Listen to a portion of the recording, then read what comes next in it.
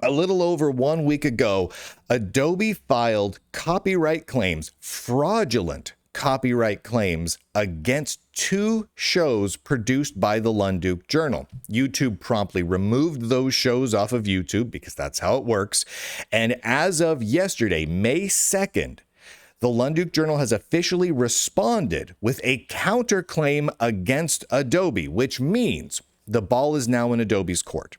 They now have 10 days from yesterday to respond by filing legal action against the Lunduke Journal if they want to. If they don't, the videos in theory will go back online. Now, I want to walk you through exactly what's been happening so far for multiple reasons. The first of which is I don't like bullies, and I definitely don't like bullies in the big tech industry. When I see big tech companies and tech foundations bullying creators, bullying developers, bullying users, bullying journalists, etc., it makes me a little grumpy. The best disinfectant for this sort of activity, for this bullying behavior, is sunlight. I do what I do. I publish the information available to me. I'm a tech journalist. That's my job. The second reason I want to talk you through all of this is I've seen many creators, podcasters, journalists, YouTubers, and the like be hit with fraudulent copyright claims over the last several years. And it seems to be increasing. This is an ever popular tactic by companies who feel like they're being criticized unfairly. They simply claim a copyright violation on a video or on a podcast, and they demand that the critical coverage of them be removed, right? And most YouTubers and podcasters, they don't have the resources or the total audience size to be able to effectively fight back against those companies. It's terrifying when a giant big tech company with a team of lawyers says, you're violating our copyright, and if you don't take this down right now, we're going to sue you into oblivion. Holy heavens. That's terrifying. That's terrifying even if you have an army of lawyers to back you up, right? So this is something that is truly horrible that is happening within the industry right now. And so I'm documenting the process so everyone knows how it works, to take away a little bit of the uncertainty and the fear around all of this. So first, let's go through the story of exactly what's happening so far and then what happens next. So it all started when the Lunduke Journal published 2 videos about Adobe. And those videos then were hit by a copyright claim from Adobe Corporate. And YouTube promptly responded by removing those videos from YouTube entirely. That's normal operating procedure. That's standard operating procedure from YouTube. They got the copyright claim, they take the videos down, and then they present the YouTuber, right, the YouTube channel, an opportunity to object to the claim, to file a counterclaim. This is standard operating procedure. The first video that they filed the claim against and got silenced contained a few minutes worth of a claimed copyrighted video known as the Adobe Confidential All Hands Meeting. This video was leaked to the Lunduke Journal via a whistleblower within Adobe. And this video being newsworthy, very much newsworthy, and clearly of public concern, considering all of the anti-DEI executive orders, considering that Adobe is a publicly traded company. This is of concern to their stockholders, their users, the government. I mean, this is clearly public concern material. Because of that, usage of that video falls very securely under Section 107 of the Copyright Act in the United States, which means as a journalist covering Adobe, my usage of that video is obviously fair use, right? There's a mile-long list of precedent set for this. It is a very clear interpretation of the law. Obviously, as a journalist, I am allowed to use this video. In fact, the way that Adobe is arguing this, it would mean that in order for Adobe's argument here to hold any merit whatsoever, it would be impossible for a journalist to use any leaked material from any corporation or individual, including emails, right? According to Adobe, that's ours, it's copyright, so you can't use it. Well, that's not how that works. If that were truly the case, no leaked material could ever be used by any news organization or journalist on planet Earth. And Adobe knows this. Adobe's lawyers have to know this if they're actually lawyers, right? So they knew this going into it, which means that they are misusing and abusing copyright law in a way it was never intended and the law does not support. Now, it gets even worse, though, because the second video that Adobe had censored on YouTube, produced by the Lunduke Journal, does not contain even a split second, not 1 second of that video of the Adobe confidential all hands meeting that they claim to have a copyright on, which means, and that's the reason though, the reason they gave YouTube for removing this second video was that it contains Adobe confidential all hands meeting video. It doesn't, which means Adobe lied to YouTube because they told YouTube that they, Adobe, looked at and analyzed the video, determined that their copyrighted content, that copyrighted video, that specific video was in it, and it wasn't. But they knew that when they submitted the claim. So Adobe knowingly lied and committed fraud in the usage of a copyright claim in order to silence a working journalist who is being critical of them. Holy heavens. So to repeat, not only did Adobe lie in their copyright claim, they also misused and abused copyright law in order to silence a journalist. This is obscene. This is truly, truly obscene, and it cannot be allowed to continue. Now, here's the way that I handled this. The Lunduke Journal made several attempts to communicate with Adobe, including emails to the Adobe CEO, their press team, their marketing team, as well as the specific email address provided in the Adobe issued copyright claim, which was an email address held by their head of social media at Adobe. And I emailed all of them. And I contacted them multiple times to offer them the ability to rescind this, to take this back, or to simply talk it through with me so I could understand where they're coming from, because clearly they committed fraud. This is fraudulent usage of the copyright claims system, right? And copyright claims law. And Adobe never responded. Not once. Now, I want to be very clear about this. The Lunduke Journal reached out to Adobe repeatedly to offer them the opportunity to work with me on this. They never once responded. I emailed them from multiple domains to make sure they got my email. I emailed one of their accounts was a Gmail account. Yep. And that was the one that they listed in the actual copyright claim, was a Gmail account as their contact. Okay. I used another Gmail account to contact them to make sure there were no spam issues between multiple domains that might prevent my emails from arriving, something along those lines. They have my emails. They have my contact information, and Adobe has never once responded in any way, shape, or form. So, after giving them well over a week to respond in any way, even a simple auto response, and they didn't, on May 2nd, the Lunduke Journal has officially submitted a counter notification to YouTube with adequate reasons for why Adobe's claim was fraudulent and invalid.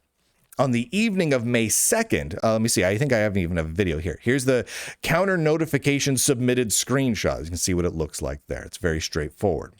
Now, this is somewhat terrifying from one standpoint, because the moment I submit this, I am sending along personal information to Adobe. I'm providing them with my mailing address and contact information, and stating that I am ready to take on any consequences from should Adobe wish to take legal action against me, right? I'm taking it away from YouTube and putting it on myself by submitting this counter notification.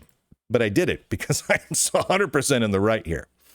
On the evening of May 2nd, that is yesterday evening, YouTube confirmed that they have sent the counter notification to Adobe, which means, and this is very important, a 10-day clock has started, a 10-day countdown.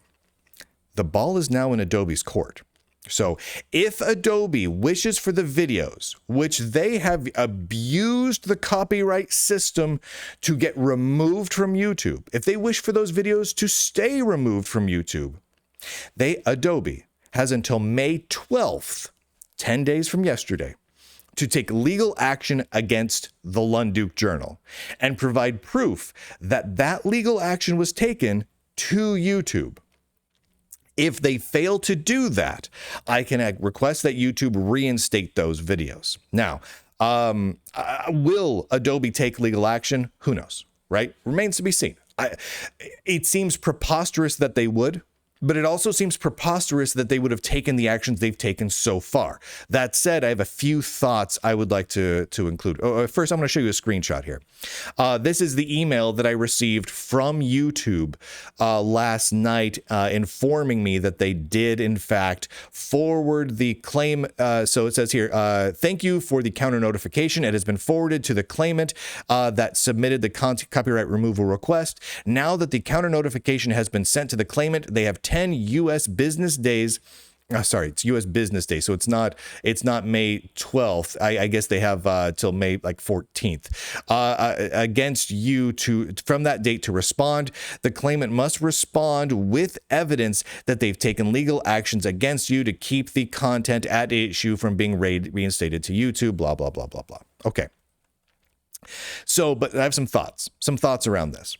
The first is, Adobe has only filed copyright claims with YouTube, right? I think this is a very important thing to note.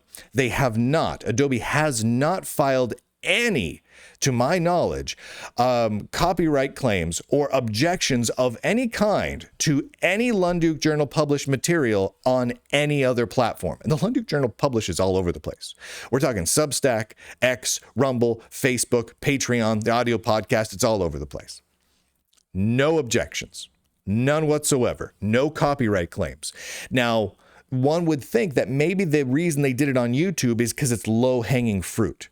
If they file a copyright claim to YouTube, the video, boom, it's automatically taken offline. Unless I file a counter notification and potentially put myself at a little additional legal risk.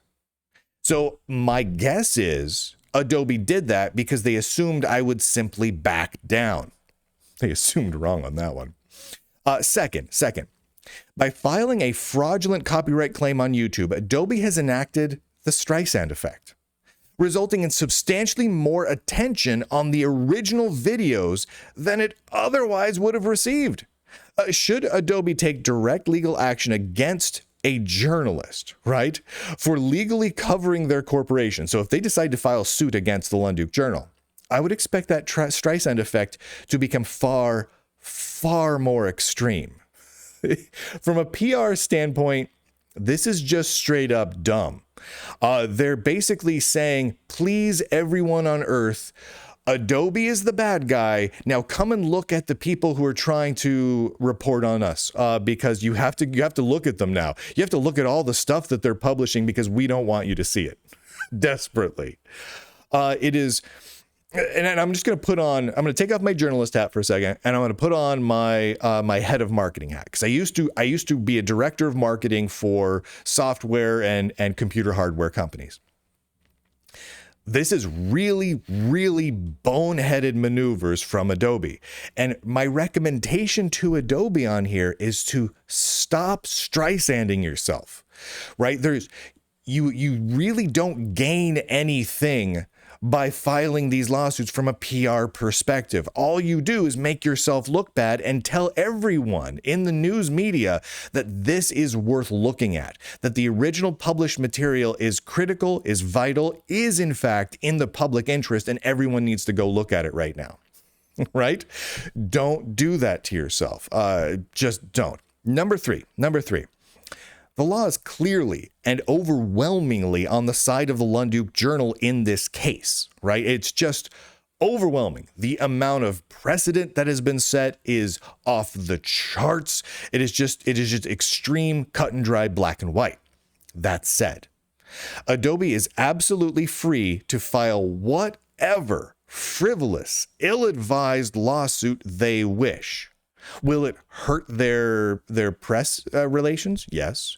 Will it make their audience grow to hate them? Probably. Will it lose them business ultimately?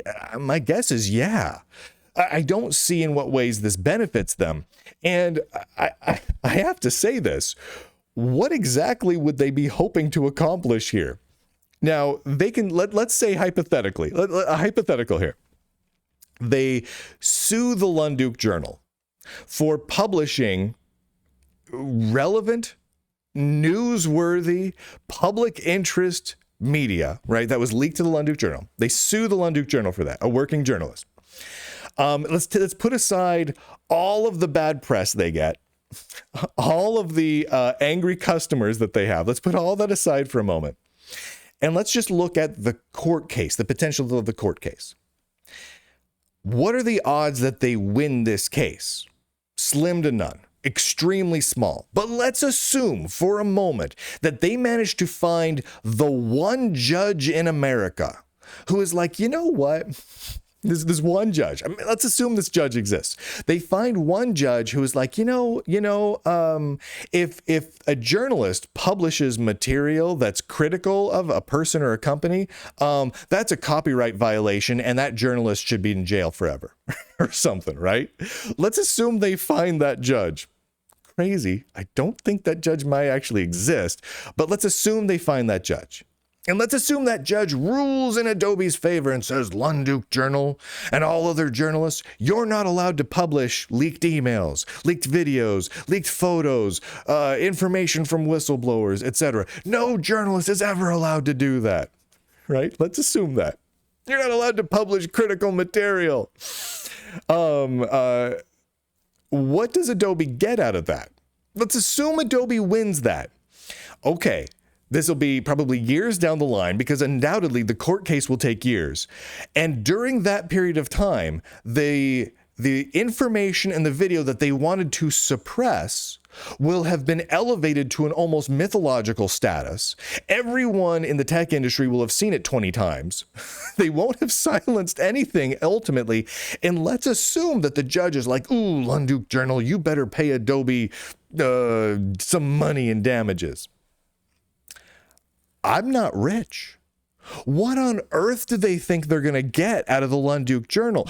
To put all this in perspective here, almost every tech journalist and tech news outlet that covers the computer industry, like Adobe, is struggling to survive.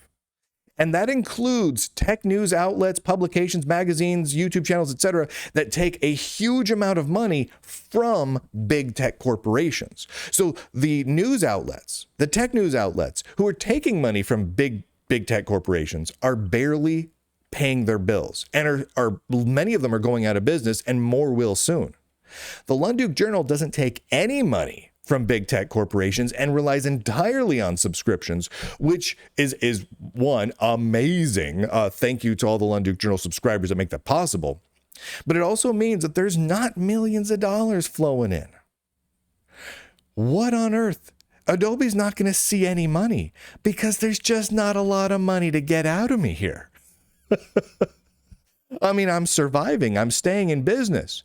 But Adobe is a mega millions big tech multinational corporation here. If they lose any substantial amount in revenue because of this shenanigans that is entirely of their making, and they hope to recoup some of that by suing the Lunduke Journal. They're hallucinating. I'll tell you what, I'll go break my piggy bank and send them some quarters and nickels. I don't know what they're hoping to achieve, other than to convince the entire world that they are evil and the bad guys.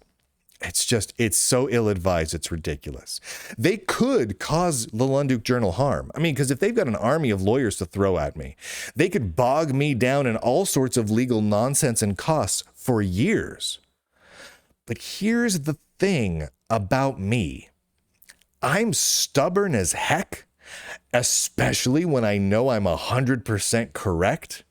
And I have this weird tendency to just publish things and talk about everything that's happening. So, and I think all of that has caught Adobe off guard a little bit, because I think they were just expecting me to cave and fold. Which brings me to another point I want to mention. My email inbox remains open, right? Now, has Adobe done terrible things here? Yes. Are they the bad guys here? Yeah. Yeah, they're committing, they're making fraudulent copyright claims in order to silence journalists. That's not something a good guy does. They literally lied in copyright claims. Well, it's also not something a good guy normally does. And they're refusing to even communicate with the Lunduke Journal about all of this. None of those are good things.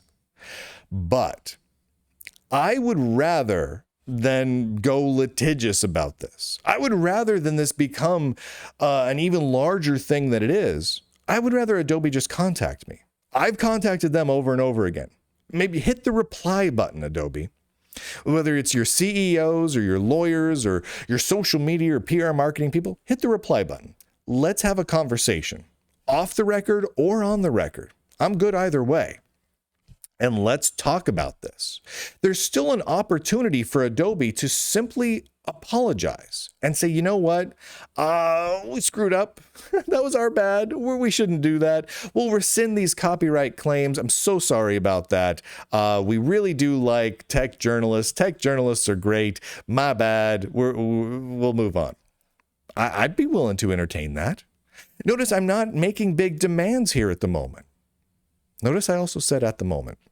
I will continue to report on this as the story unfolds, because I don't like bullies. I just don't like them at all. The core video, there's really two videos that they asked to be taken down. And an important one is where I published excerpts from the leaked video from within inside Adobe, where the Adobe Chief People Officer and the Adobe Chief Executive Officer talk at length and make some truly bizarre statements. These are newsworthy statements.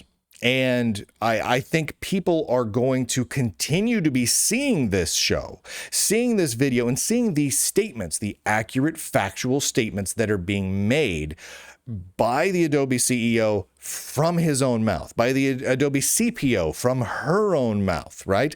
And they can make of that what they will. And I think more and more people are going to be seeing all of this because of Adobe's actions. And as long as Adobe continues this, either by filing some sort of legal action or not rescinding the copyright strikes right away, as long as they're just letting it linger out there, it's going to continue to build in momentum. This is just the most boneheaded marketing and PR move they could possibly make. One has to wonder if the people running, the executives, the marketing team, the PR team, etc., within Adobe have any experience with controlling marketing and PR narratives. It does not appear like they do. This is out there. Here it is. The April 24th is when I first reported that they silenced the first video, and that's going to keep on going.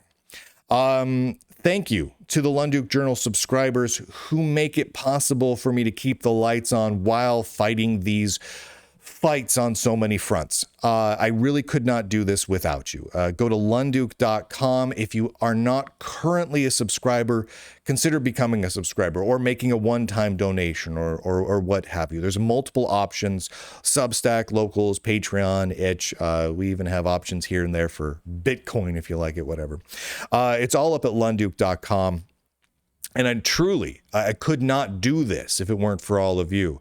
You notice that there are, of the major tech media outlets, they aren't dealing with these sorts of issues because they don't publish the real whistleblower leaks from these companies.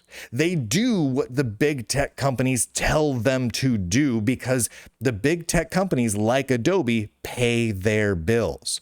The Lunduke Journal is unique in the tech-specific journalism world in that the only people that pay the bills here are you.